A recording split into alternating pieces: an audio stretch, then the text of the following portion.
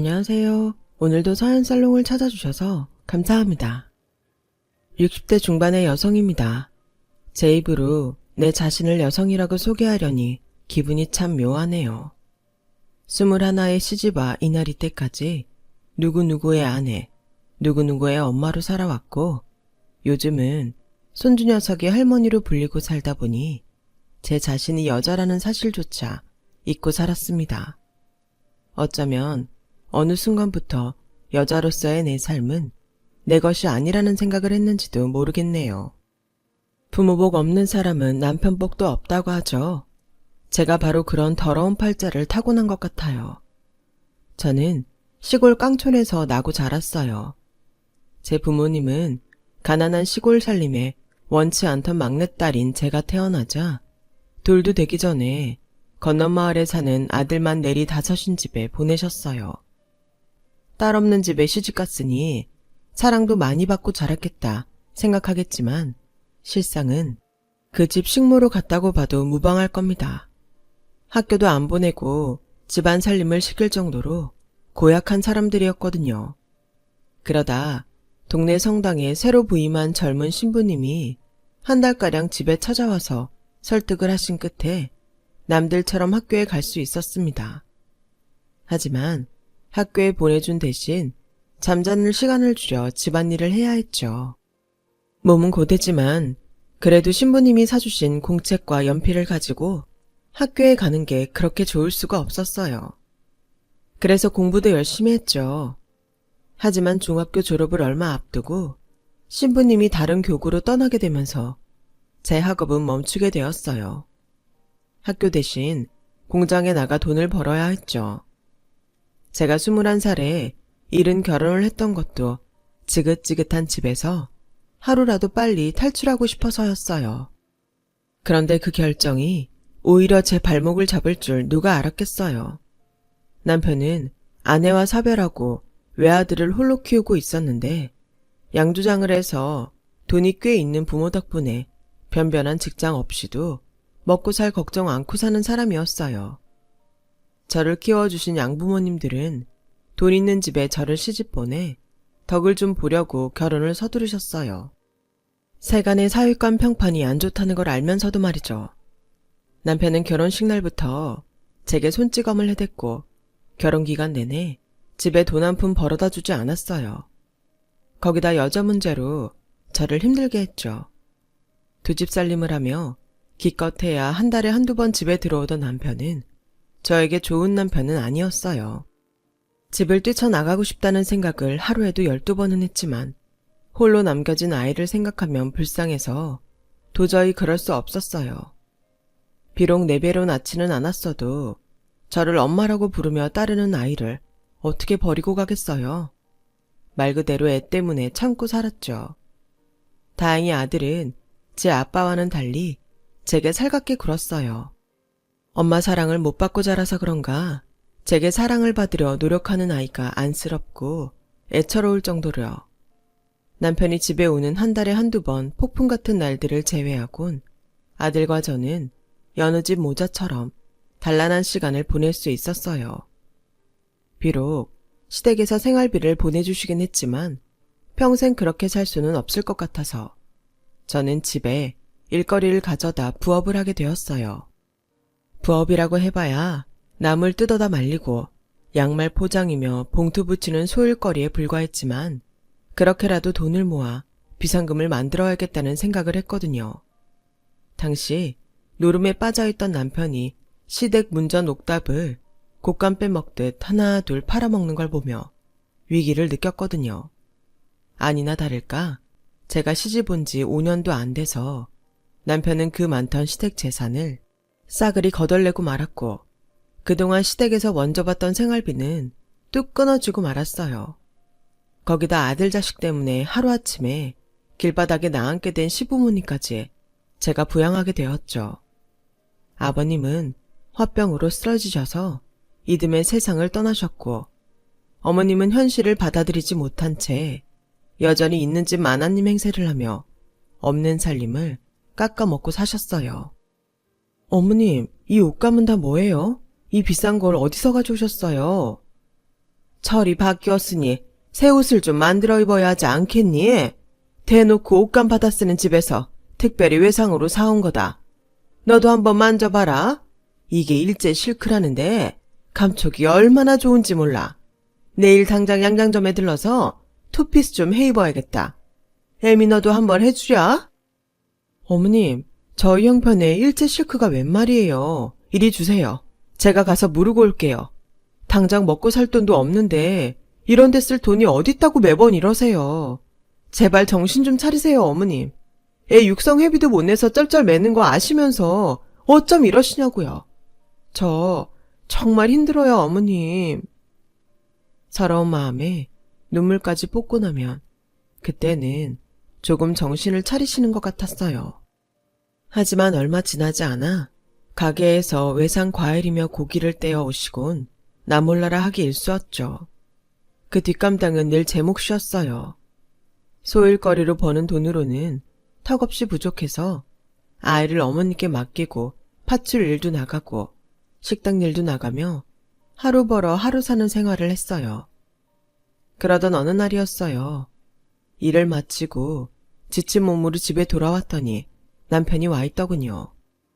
어머님은 어디서 났는지 고깃국까지 끓여서 남편한테 먹이고 있었어요. 남편은 딱 봐도 노름판에서 몇 날 며칠을 뭉개다 온 사람 티가 났어요. 덥수룩한 수염에 와이셔츠 칼하며 손목 시접에 때가 잔뜩 끼어 있었죠. 며칠 굶은 사람처럼 허겁지겁 국에 밥을 말아먹은 남편은 상에 숟가락을 놓기가 무섭게 안방 서랍을 뒤지기 시작했어요. 남편이 눈에 불을 켜고 찾아댄 건 바로 땅 문서였어요. 제가 시집올 때 아버님이 제게 주신 땅이었죠. 아버님이 남편 몰래 간직하라고 하셔서 늘 서랍 깊숙이 넣어두었는데 남편이 그걸 어찌 알고 찾으러 온 거였어요. 온 안방을 다 뒤집어도 안 나오자 남편은 제 멱살을 쥐고 땅 문서 내놓으라고 윽박질렀어요. 이미 팔아 쓰고 없다고 말해도 믿지 않고 제게 땅 문서 내놓으라고, 안 그럼 집에 불을 질러 버리겠다고 난리를 치더군요. 저도 이판사판이다 싶어 소리쳤어요. 그래요. 어디 불 질러 보세요. 나도 더는 이러고 못 살겠으니 이참에 다 죽어버립시다. 빨리 불 질러요. 지르라고요. 목에 핏대까지 세우며 악을 쓰는 저를 보자 남편은 당황한 표정이었어요. 저를 평생 자기 앞에서 고분고분 살 줄 알았던 쑥맥으로 알았을 테니 놀라기도 했겠죠. 그렇게 온 집안을 뒤엎은 남편은 다시 집을 나갔어요. 그리고는 영영 돌아오지 않았어요. 도박판에서 엄청난 빚을 졌던 남편은 빚쟁이를 피해 도망다니다 한겨울 길바닥에서 객사하고 말았거든요. 남편의 사망 소식에 어머님은 정신줄을 놓으셨고 저는 죄책감에 시달려야 했어요. 사실 그 땅은 저를 키워주신 양부모님이 일찌감치 가져갔거든요. 저를 키워준 값을 시댁에서 받겠다고 하길래 시부모님께 패기치기 싫어서 내줘버렸던 거죠. 이후 다시는 저나 시댁에 찾아오지 않겠다는 약속을 받고 말이에요. 그 사실을 몰랐던 남편은 땅을 팔아 도박 빚을 갚으려 했던 것 같아요. 그런데 남편이 그렇게 죽고 보니 어떻게든 땅 문서를 지키고 있었다면 그 이가 그렇게 죽지는 않았을 거란 생각에 괴로웠어요. 하지만 누구한테도 이 얘기를 할 수 없었어요. 어머님도 아들도 저를 원망할 거란 생각에 겁이 났거든요. 그래서 입을 다물기로 했어요. 아들의 죽음으로 정신줄을 놓은 어머님은 한시도 눈을 뗄 수 없을 정도로 상태가 안 좋았어요.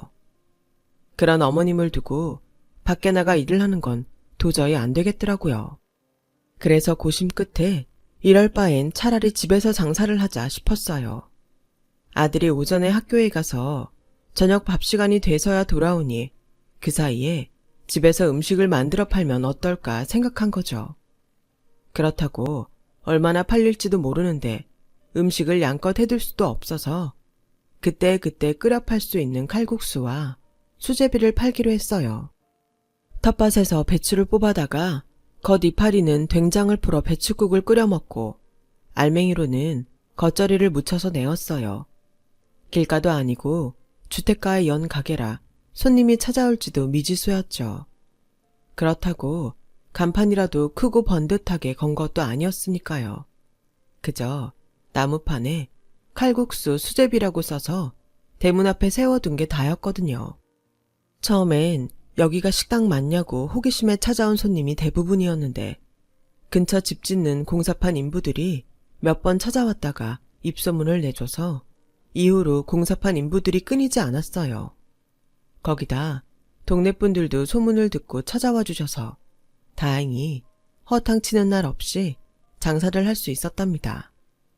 지금 생각해도 어설프기 짝이 없는 저희 집을 찾아준 분들한테 고마운 마음뿐이네요. 처음 시작은 혼자 둘 수 없는 어머님 때문이었는데 어머님이 돌아가시고도 장사를 그만둘 수는 없었어요. 아들 녀석 대학도 보내야 했고 이후엔 장가도 보내야 해서 제가 손을 놓을 수가 없었거든요. 그래서 일하는 사람까지 써가며 억척떨며 장사를 했어요. 그 덕에 남의 손 안 빌리고 서울에 집도 한 칸 마련해서 아들 자식 장가도 보냈으니 성공한 셈이었죠. 아들 장가만 보내면 그때부턴 일 좀 줄이고 살 수 있겠다 했는데 어찌된 일인지 돈 나갈 구멍은 더 커졌지 뭐예요. 며느리가 임신했다길래 며느리한테 전화 걸어 아가 뭐 갖고 싶은 거 있냐? 뭐든 하나 해줄 테니 말해보렴.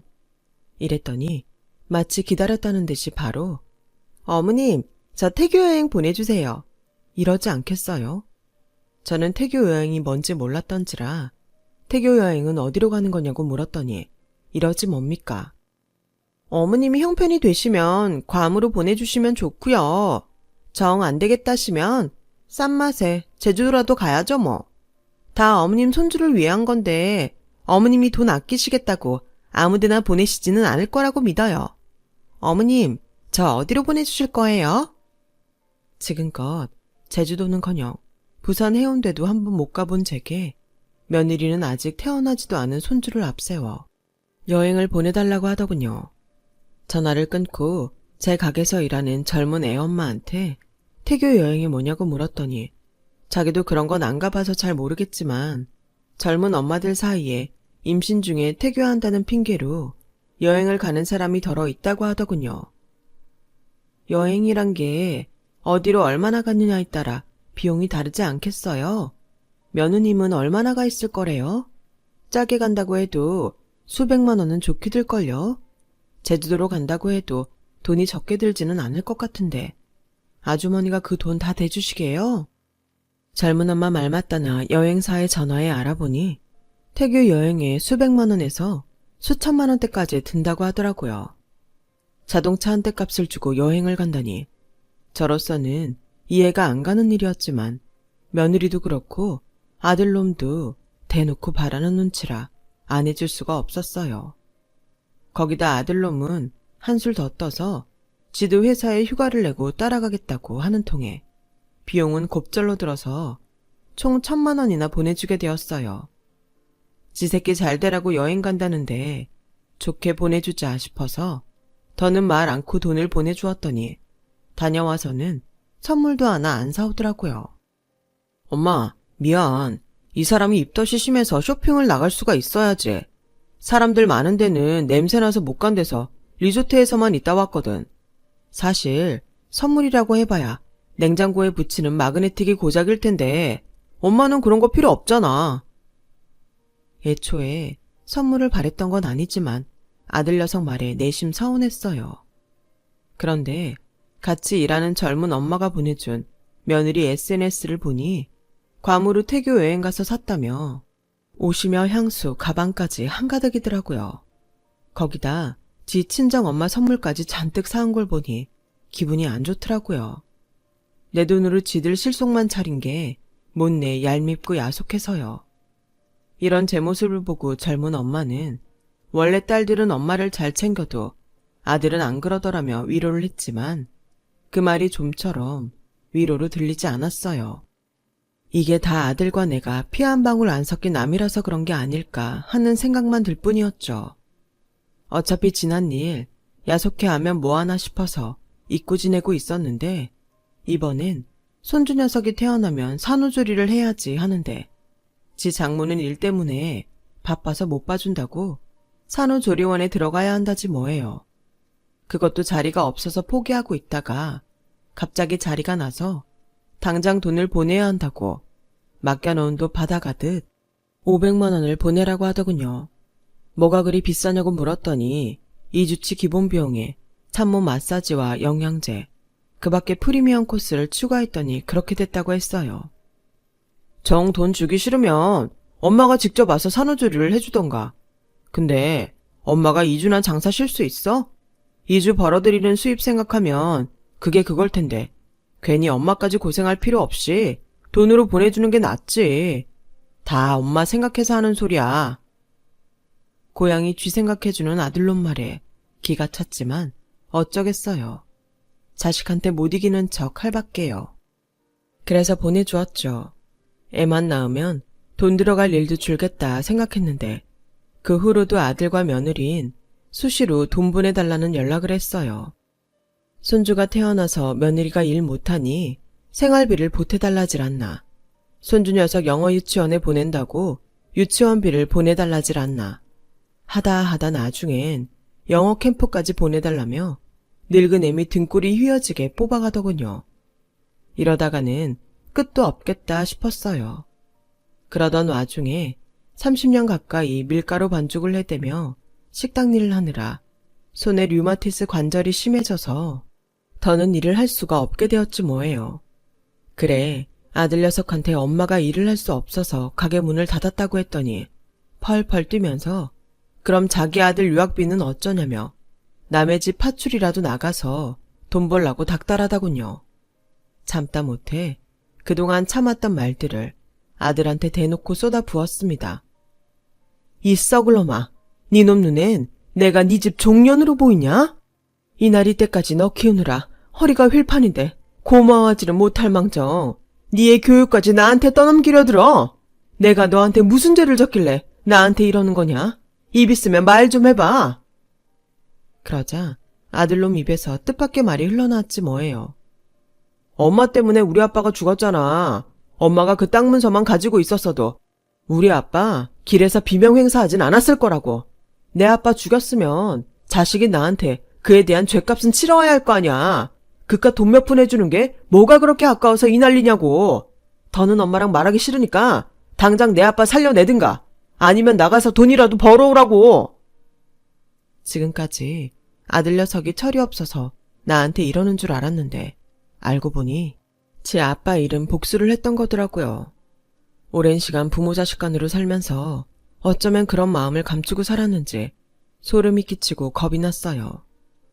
애초에 그 땅은 시아버지가 나한테 주신 땅이었기에 미안한 마음을 가질 이유는 없었지만 그래도 남편이 땅 문서 때문에 사라진 건 사실이라서 아들 녀석 앞에 당당할 수는 없었어요. 그 녀석한테 나는 지 아빠 죽인 원수일 뿐일 테니까요. 그놈의 땅 문서가 뭐라고 내 인생을 이리도 힘들게 하나 싶어 며칠을 자리 보전하고 누워 끙끙 앓았어요. 마음은 차라리 이렇게 죽어버리면 좋겠다 싶었는데 그래도 살겠다고 배에서 꼬르륵 소리가 나지 뭐예요. 그래도 무거운 몸을 일으켜 밥을 안 치고 텃밭에서 호박을 따다 된장찌개를 끓였어요. 살아있는 이상 어떻게든 살아야겠다는 생각에 밥을 한 그릇 해치우고 그 길로 인력사무소에 나가 일자리를 알아보았어요. 손주름 유학비 때문이 아니라 내 살 길 찾아 일을 구했던 거예요. 나이가 있어서 쉬운 일은 없다면서 연세 많은 노인댁 살림을 맡아줄 사람이 필요한데 해보겠냐고 하더군요. 당장 가릴 처지가 아니라서 하겠다고 하곤 집으로 돌아왔어요. 다음날 그 집에 가서 면접을 봤더니 출퇴근할 사람을 찾는 게 아니라 입주 도우미를 찾는 거라고 하더군요. 문제는 그 집에 어르신 하나뿐이라 단둘이 한 집에 사는 게 아무래도 마음에 걸렸어요. 나이가 많다고는 해도 한 집에 남녀가 함께 살아야 하는 거니까요. 얘기를 들어보니 아내는 10수년 전에 죽고 하나뿐인 아들 내외는 외국에 살고 있다고 하더라고요. 다 늙어 자식한테 부모 부양하란 말을 하기 싫어 사람을 들이려 한다고요. 비록 머리를 하얗게 세고 어깨도 구부정한 노인이었지만 말씨며 행동이 점잖은 게 허튼 짓을 할 사람 같지는 않아 보였어요. 그래서 하겠다고 해버렸죠. 일단 살고 있는 집을 정리해야 하니 3일만 기다려달라고 하곤 나왔어요. 집에 돌아와 집 청소를 하고 가스며 수도까지 끊어놓고 옷가방 하나 챙겨 일하기로 한 집으로 들어왔죠. 젊은 시절 독일 유학까지 다녀온 어르신은 서울에서 대학 교수로 살다가 정년 퇴임 이후 홀로 고향집에 내려와 살고 있었어요. 가끔 제자들이 다녀가기는 하지만 그 외에는 손님도 거의 없는 집이라 말 그대로 살림만 살면 되는 집이었죠. 어차피 나 혼자 살아도 하루 세끼 밥은 해먹어야 되는데 거기에 숟가락 하나 더 올린다 생각하면 일도 아니었어요. 집을 어지르는 사람도 없으니 집 청소도 어려울 게 없었고요. 그 집 어른은 발걸음도 조용한 분으로 식사 후에는 홍차를 마시며 서재에서 책을 읽곤 했어요. 날씨가 좋으면 마당에 나가 산책을 하거나 낡은 LP판을 틀고 창밖 풍경을 바라보며 클래식 음악을 듣는 게 낙인 사람이었죠. 여러모로 손 안 가는 편한 분이었지만 딱 하나 TV 드라마를 볼 때 눈치가 보인다는 단점이 있었어요. 절간처럼 조용한 집에서 TV를 틀려니 나도 모르게 눈치를 살피게 됐거든요. 집에 가서 TV를 가져올까 몇 번을 고민할 정도였죠. 그날도 들릴동 말동 소리를 낮춰 일일 드라마를 보고 있는데 그날따라 재미있는 장면이 많이 나와서 나도 모르게 깔깔대며 웃었지 뭐예요. 한참을 웃고 쉬고를 반복하며 드라마 시청을 하고 있는데 옆에서 낮은 웃음소리가 들리더라고요. 고개를 돌려봤더니 어르신이 소파 옆에 서서 TV를 보며 피식피식 웃고 서 있었어요. 그러지 마시고 앉아서 같이 보세요. 잠시 머뭇거리던 어르신은 소파에 앉아 함께 드라마 시청을 했어요. 중간에 소리가 잘 안 들린다며 소리를 좀 키우라길래 소리까지 키우고 모처럼 제대로 드라마를 봤네요. 그날 이후 어르신과 저는 함께 드라마 시청을 하곤 했어요. 어르신은 전체 내용이 어떻게 되냐고 묻기도 하시고 그럴 때면 저는 신이 나서 내용을 설명해 드리곤 했어요. 저 애가 나쁜 년이에요. 본처를 내쫓고 안방까지 차지하고는 시부모 재산까지 털어먹으려고 저런다니까요. 아, 여자분은 눈도 없지. 애초에 저런 걸 왜 들여가지고. 제가 드라마 내용을 설명할 때마다 어르신은 흐뭇하게 웃으셨어요. 오 여사님이 드라마 박사십니다. 안 본 내용도 기가 막히게 맞추시니 박사가 아니고 뭐겠어요. 박사는 아니고 보다 보니까 내용을 술술 만들어내겠더라고요. 드라마들이 하나같이 비슷하니까요. 나쁜 놈 벌 받고 착한 놈은 결국엔 복을 받는 내용이거든요. 우리 인생도 그러면 얼마나 좋겠어요. 그렇지 않으니 드라마에 빠져 살죠. 에휴, 박복한 팔자 드라마 보는 낙이 아니면 무슨 낙이 있을까요? 어르신이 편해져서일까요? 그날 저도 모르게 지난 세월 얘기를 주절주절 늘어놓고 말았어요. 부모님한테 버림받았던 얘기며 도박에 미쳐 시댁 재산 거덜내고 객사한 남편 얘기, 내가 지 아빠 죽인 거라고 평생 내 등골 빼먹는 아들 얘기까지 몇 시간을 울고 짜며 떠들었어요. 그 얘기를 잠자코 들어주시던 어른은 제게 더는 과거에 발목 잡혀 살지 말고 이제라도 제 인생을 살라고 하시더라고요. 배우고 싶은 게 있으면 배우고 먹고 싶은 게 있으면 참지 말고 먹으라고요. 인생이 길어 보여도 세상 떠나는 건 한순간이니까 후회 없이 살라고 말이죠. 말이 쉽지 그게 가능해요? 애초에 돈이 없어서 남의 집 일하러 온 판인데 놀고 즐길 돈이 어딨어요? 다 팔자 좋은 소리죠. 어르신은 그러고 사셔도 되겠네요. 돈도 많겠다.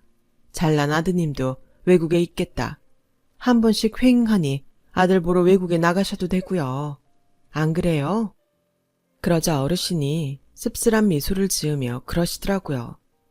아내도 아들도 앞서 보내고 혼자 남은 노인네가 좋을 게 뭐 있습니까? 드라마 보는 낙으로 사는 건 오 여사님이나 저나 매일 반인걸요. 외국에 있다던 아들 내외는 몇 년 전 교통사고로 세상을 떠났고 슬아의 자식이 없던 터라 어르신한테 가족은 아무도 남지 않은 상황이었어요. 주변에 초라한 말년을 보내는 걸 보이기 싫어 아들의 죽음도 숨기고 살고 있었던 거예요. 그 얘기를 듣고 나니 그동안 부럽기만 했던 어르신이 애처롭게 보였어요. 이렇게 된 거 불쌍한 노인네끼리 재밌게 살아봐야겠다 생각이 들었죠. 그래서 어르신한테 트로트도 가르쳐드리고 재미삼아 민화투도 함께 치면서 사는 낙을 늘려갔어요. 그러던 어느 날이었어요. 초인종 벨소리가 요란하게 울리길래 대문 밖에 나갔더니 글쎄 아들놈이 문 앞에 서 있지 뭐예요. 어떻게 알고 찾아왔는지 잔뜩 화가 난 아들은 다짜고짜 저를 밀치곤 안으로 들어와선 고래고래 소리를 지르며 난리를 치더라고요. 손주 유학비 좀 보태라고 했더니 여기서 딴 살림 차려 살고 있었어? 남자랑 살림 차려 사느라 연락도 끊고 있었냐고. 아무리 피 한 방울 안 섞였어도 명색이 내가 아들인데 나한테까지 비밀로 한 이유가 뭐야? 왜? 내가 알면 이 노인네 돈이라도 뜯을까봐 그런 거야?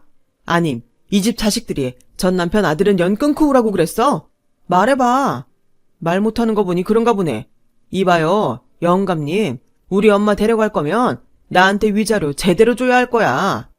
우리 엄마가 말이에요. 내 아빠를 죽인 사람이거든요. 그러니까 데려갈 거면 내 아빠 잡아먹은 위자료 주고 데려가라고요. 안 그럼 나 가만 안 있을 겁니다. 그때 저는 난생 처음 아들의 뺨을 때렸어요. 돈 내놓으라고 악을 쓰는 아들놈을 더는 참아줄 수 없었거든요. 내가 너한테 뭘 그리 잘못했냐? 내가 네 아빠를 죽였다고? 네가 봤더냐 내가 죽이는 거?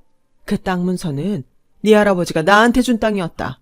도박에 빠져서 자식도 안 돌보고 천하의 개망나니로 사는 네 아빠랑 결혼해줘서 고맙다고 나한테 준 땅이라고. 그런데 내가 왜 네 아빠한테 그 땅을 줘야 되는 거냐? 땅 문서 안 줘서 네 아빠가 죽었다고? 웃기는 소리 하지 마라. 네 아빠는 그 땅 문서 있었으면 그것마저 노름판에서 털어먹고 똑같이 길바닥에서 죽었을 거다. 그런 애비 밑에서 사는 네가 불쌍해서 도망치고 싶은 거 꾹 참고 살았는데 넌 고작 이 엄마를 굴려 편히 먹고 살 궁리밖에 더 했더냐? 너 결혼할 때 아파트 해달라고 나한테 편지 보냈던 거 기억하지? 구구절절하게 앞으로 엄마 모시고 효도할 테니 신혼집 좀 장만해달라고 그렇게 알랑방구를 끼더니 지금껏 네가 나한테 효도한 게 뭐 있냐? 네 섹시 애 가졌다고 태교 여행 가게 돈 대달라고 문자 보냈을 때도 네가 뭐라고 했더냐? 예쁜 손자 낳아서 엄마 모시고 살겠다고 했냐 안 했냐? 네 자식 영어 유치원 보낼 때도 니네 차 바꿀 때도 매번 이놈이 공수표 날린 문자만 해도 수십 개다. 내가 하도 억울해서 지금껏 하나도 안 지우고 다 가지고 있어. 그중에 이놈이 지킨 약속이 하나만 있어도 내가 이렇게 분하진 않는다. 그래놓고 이제 와서 뭐? 위자료? 이 천하의 배은망덕한 놈아. 네가 그러고도 인간이냐? 그래서 나도 더는 네 엄마 안 할란다. 그러니 그동안 가져간 내 아파트, 내 차, 태교 여행 간다고 받아간 돈, 네 아들 영어 유치원비까지 몽땅 다 가져오거라. 내가 전 재산 다 쏟아부어서라도 우리나라에서 제일 비싼 변호사 사서 끝까지 싸워볼 테니 각오하는 게 좋을 거다. 그러니 이 집에서 떠들지 말고 당장 내 눈앞에서 사라져. 악을 쓰고 열변을 토하는데도 아들은 눈 하나 깜짝 안 했어요. 엄마, 뭘 좀 알고 떠드세요. 무식해서 뭘 모르시나 본데 자식한테 이미 증여한 돈은 못 돌려받아요. 소송을 걸려거든 주기 전에 했어야죠. 대신 엄마가 죽으면 그 재산은 주기 싫어도 자식한테 간다는 것만 알고 계세요. 유류분 반환 청구권이라는 게 있거든요. 몰랐죠? 난 그냥 손 놓고 있다가 엄마 죽으면 그 재산 받을 수 있다고요. 뭘 알아야 대화를 하지. 그러자 지금껏 잠자코 있던 어르신이 나직한 목소리로 말씀하셨어요. 젊은 친구가 모친 재산 뺏으려고 꽤나 공부를 한 모양이구만.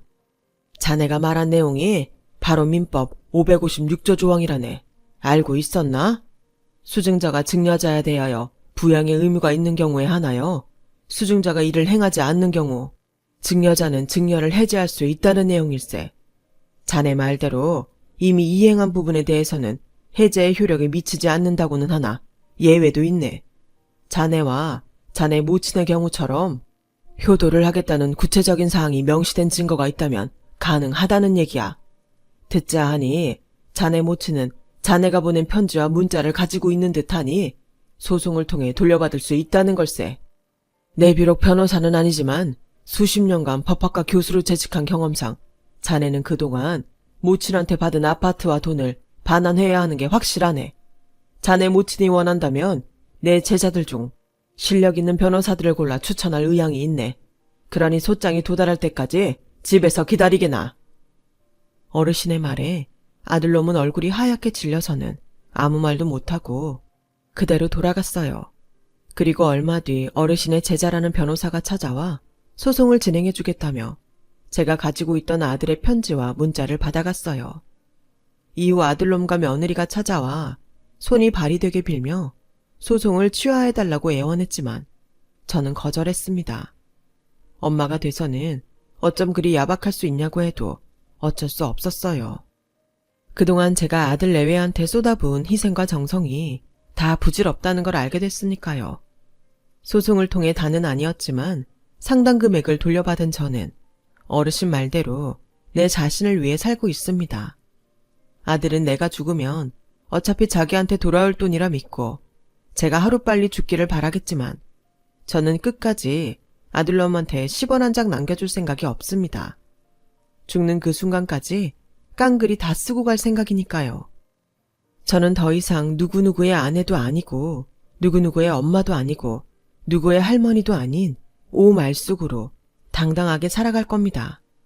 여러분도 이제부터라도 자기 자신을 아끼며 살아가시길 바랍니다. 지금까지 제 사연을 들어주셔서 감사합니다.